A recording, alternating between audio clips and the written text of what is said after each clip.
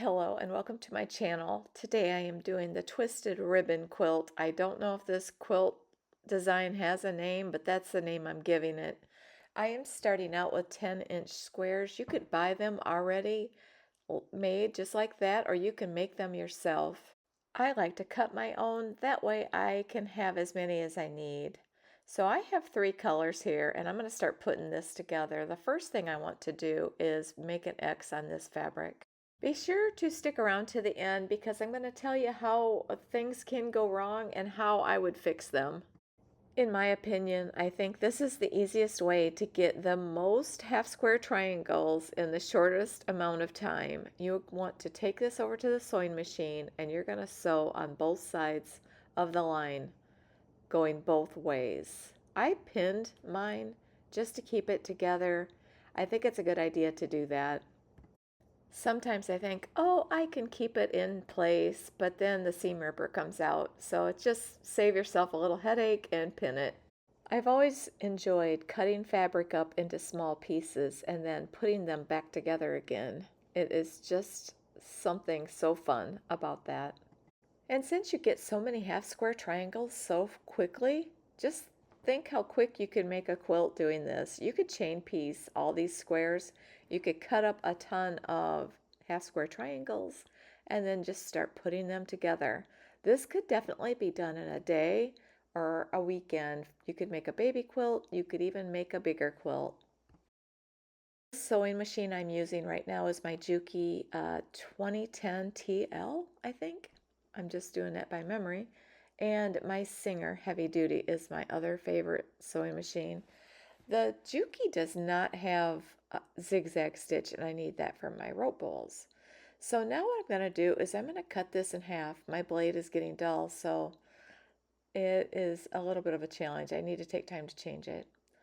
Once you get both sides done just like this, you're going to also want to line it up and make sure you don't move the ruler.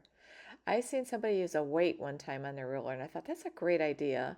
You're going to go right through the middle just like that, and then you're going to turn it again.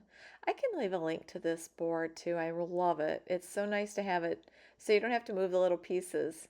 And then just like that, look at that. We've got 8 half square triangles that quick. I know I've shown this in other videos, but this is a totally different quilt. And what a great way to make a quilt when it goes this fast. And then once you get them all done, and you could make a huge pile at this point, you're going to want to take it over to the iron and give it a good press. I always like to press to the dark side. I try to get in a habit of doing that. It just works out better. That way the white, you do not see the pink through. I do have this video, I did speed it up, but I do just want to show you, notice to the left how many I'm getting. Look how fast this goes. It just doesn't take long to get a huge pile, and once you get a big pile like this, you can get ready to, it's getting close, time to put it on a design wall, but before I do that, I am going to trim this out. This little mat that I'm using, I got this at the Dollar Tree for $1.25, and last I was there, they still have a bunch of them. They're handy for small little projects like this. I am cutting this block at 4.5 inches, and I'm lining the middle line up with the seam, just like this. And as long as all your pieces are even, they're going to go together just perfect. I've had this pink fabric for quite a while, and I was trying to come up with a project that would work with this, and I just love how this turned out. I can just picture this for a little girl's room or just anyone. It's just bright and cheery, and I just am really enjoying making it. And now I have all of them ready to go. You know, the funny part about this is I ended up not needing the pink and white. That was an accident, so don't make that mistake. That was mistake number 1. I did need the pink, solid pink, for the polka dot fabric, but I did not need it for the edge, so just be careful. And look at how I am putting these together.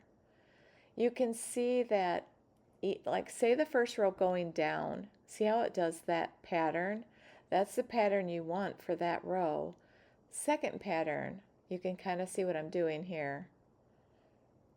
You just kind of have to play around with this. It goes together so fast. It's just, I love this twist.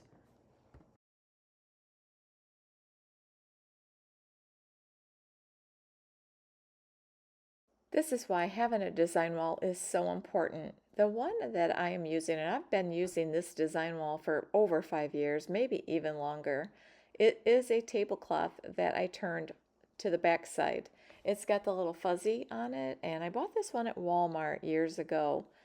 I also recently bought one at the Dollar General thinking I could do the same. Now it did kind of work, but it didn't work as well. So I would go for a higher quality one if you are going to use something like this for your design wall.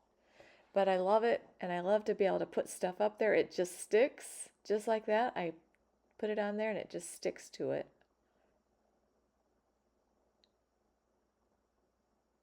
I am speeding this up because this did take me a minute. You really kind of have to focus to make sure you get the twist just right.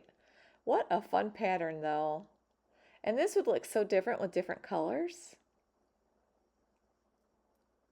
Kind of just counting, making sure I have it the way I need it to be.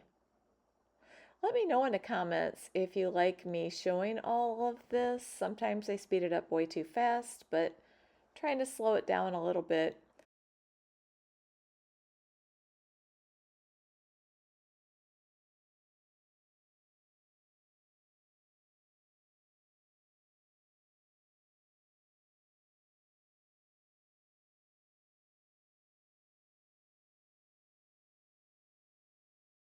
Here we go. I have it mostly together now. And this I wanted to show you. This is how I took it over to the sewing machine. I put it in rows just like that. I know that's how it goes together. So now we're going to sew 1/4 of an inch seam allowance, and this part you can chain piece. So that goes really fast. Not that you always have to do things fast, but sometimes you're just in a hurry to make something and it's fun to see the results. This part right here, I did slow it down just a little. I just wanted to show you that you do kind of need to go slow right here just to make sure those seams match up. And if you just go slow, take your time, you actually can feel the seams coming together and then you have the perfect match. Also, if you're wondering why I use this little piece of fabric, it keeps the sewing machine ready for me. I don't lose my thread. It just is ready to go. So the beginning and end always do that. Here it is, all finished, all just the way I wanted those to look. Now I'm going to put these together. And so you just want to do that until you get the whole row done.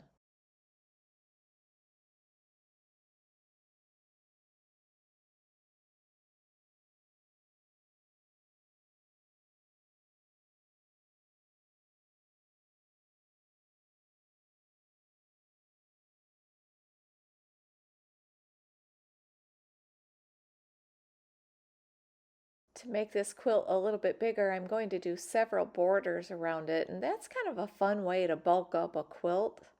I love to do that. That way you can kind of get it just the size you want.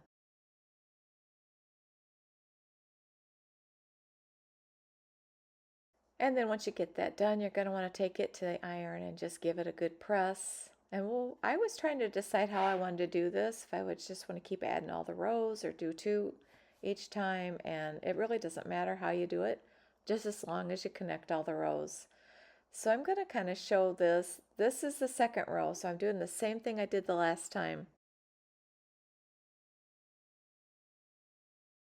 So there's the second time, and I'm slowly putting it together. I thought it'd be fun to show you just clip by clip how it went together.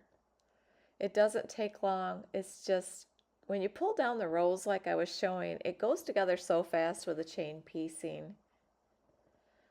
This has been such a fun one to work on. I just really like the cheery colors. And that 10-inch square is just perfect for this, making all of those half square triangles so quickly. And that is it right there. There's so much you could do. You could do a scrappy border, or you could, do just plain. Here is the basting spray that I used. When you use this, you do not have to pin it. So that is kind of nice if you happen to have some around. I like to use the hotel luxury sheets for the back. I don't always do that, but I did here. It is so soft and just works really well. I have not quilted this yet. I'm getting ready to do that, but I wanted to show you what it looked like all done. Here are the borders that I put on. I put a pretty good size border on the end. That is a 4.5 inch, I believe. Actually, it's 5 inches, but it finishes at 4.5. And then I put the polka dot border around, and I just love how this turned out. I can't wait to quilt it. And if you enjoyed this video, I hope you hit the like button and consider subscribing at the end of this video. I'm going to put up 2 of my other videos if you'd like to click on them, and I'd like to thank you so much for watching.